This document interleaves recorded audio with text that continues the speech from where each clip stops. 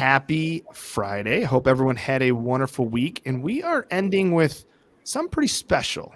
We have incredible guests, actually incredible two guests that are going to be here with us that are going to talk about companionship, technology, and someone living with dementia or cognitive issues. So you got to stick with us while we kind of highlight some really amazing opportunities for technology and how it can help us age. And with that, I will turn it over to Catherine.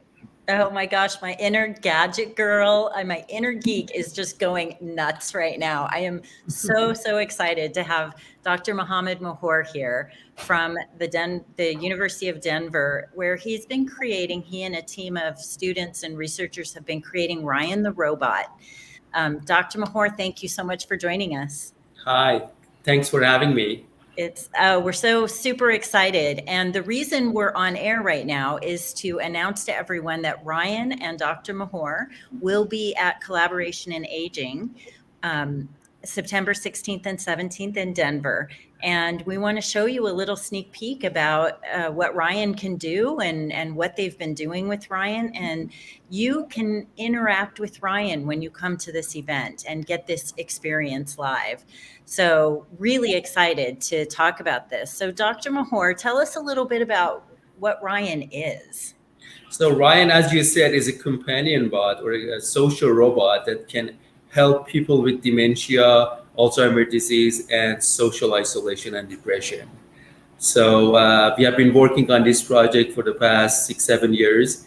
And this is the third generation of Ryan that you see here. That's version maybe 2.5, but version before that. And in the video, you might be able to see another version of Ryan. Actually, I have multiple versions of Ryan in this room. That's version 1, and the one that you see, that's the full version of Ryan.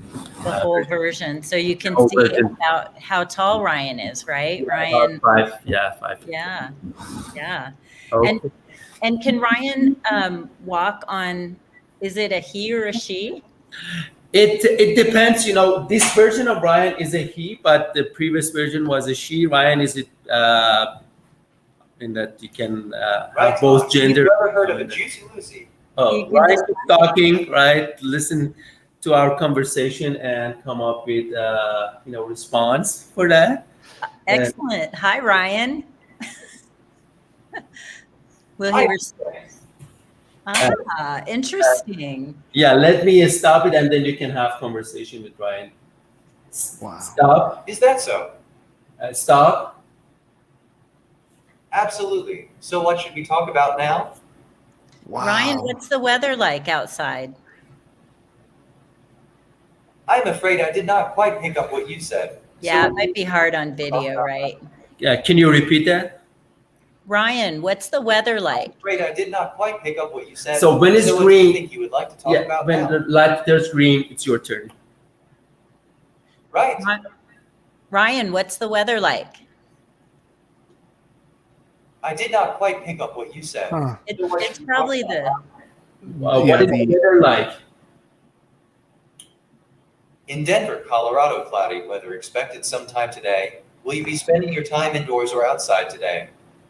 Oh my gosh, this is so amazing. And it seems like, and I chose a simple little example, but I know that you have some complex things and some learning and visual. Tell us how people interact with it. So one of the main features of Ryan is conversation and dialogue. You can have conversation with Ryan about different topics. And as you said, ask questions, right? For example, questions about the weather, ask any questions about, any topics that you want. And either Ryan knows about the topic and will start having conversation with you, or Ryan would use Google or Wikipedia to be able to answer your questions. So that's one of the features of Ryan. Ryan also would empathize with users by reading their emotions, either through their facial expressions, through the camera, actually, that's on the Ryan, or by doing sentiment analysis, basically, checking the words that you say and whether they're positive or negative, right? And come up with the best responses and answers. And doctor, throughout all your development, what are you seeing has been the best impact on someone living with dementia? Is it just the companionship, or that ability for some of the more deeper elements?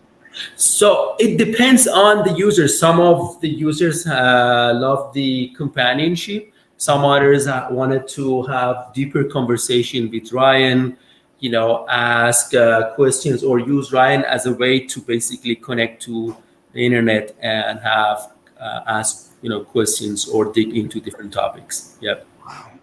And earlier, before we went on air and Ryan was talking with you, I think he asked you about when was the last time you had a hamburger and French fries? Yes, that's true. Yeah.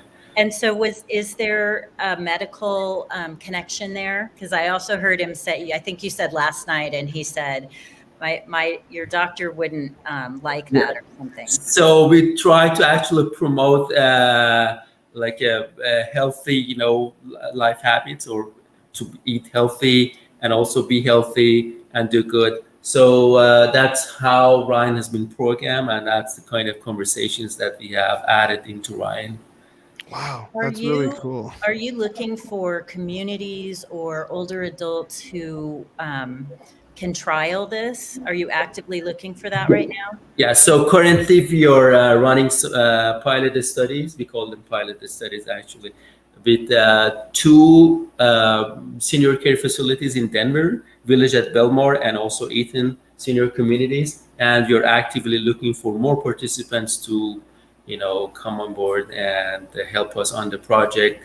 So then we can improve the features of Ryan, fix bugs, right, and also add more dimensions and features to Ryan. That's Wow. fantastic. This is- Yeah, and I look at the one that's standing that Yeah. you had showed a minute ago. Yeah. Is Ryan able to move around on his? No, Ryan, not this version of Ryan. And we have been thinking of whether we add that feature or not, but eventually for now, we just, have it just to be as is. Yeah, It- yeah. Not move around by And itself. so can it work with, does it need to be more one-on-one, or can it be like one-on-two? Can Ryan work in smaller group setting, or is it more designed for a one-on-one experience? It's mostly designed for one-on-one settings Okay. and conversations. It's going to be hard if multiple people talking, and also Ryan does face tracking and facial expression recognition. So if Wow. I turn on the video, there are two other people actually in the room right now, and he may jump and look at all the people that are in the room. Oh. So Yeah, but I can see him look Yeah. directly at you, though. He is Yeah. tracking you. That's really yeah, it Good basically. for you. That is what I would do too. How would you describe your perfect day? Yeah, so that's he cool. keeps asking questions, and he's very talkative. Wow. That is, I love the sentiment analysis and some of those other things that really can have that impact on isolation, right? And that depression aspect almost as well too. I think that's an overlooked piece as well. And with Ryan, what's one of your ultimate goals, doctor? What really is kind of the driving force behind it? Yeah, the ultimate goal is to commercialize Ryan and have all people actually use it, and yeah, that's the One. objective. Oh, thank you. So you can be our first customer. That's right. That's right. Everyone who knows me knows I am a total gadget girl. I love this. And I feel like we're getting this sneak peek into the lab at the University of Denver with Dr. Mahor, and some of his team is there behind the scenes that you'll get to meet at the event when you come and meet Dr. Mahor and Ryan in person, September 16th. In downtown Denver. If you haven't registered yet, register soon. Thank you so much for joining us today, Dr. Mahor. We so Thank you. appreciate it. Yeah, this is so awesome. I mean, it's really cool, and I applaud with the energy and effort you've put into it. So thank you very, very much. And we look forward to seeing everyone September 16th and 17th in Denver at the Collaboration in Aging event. Looking forward to it. Thank you. Do you want to say goodbye?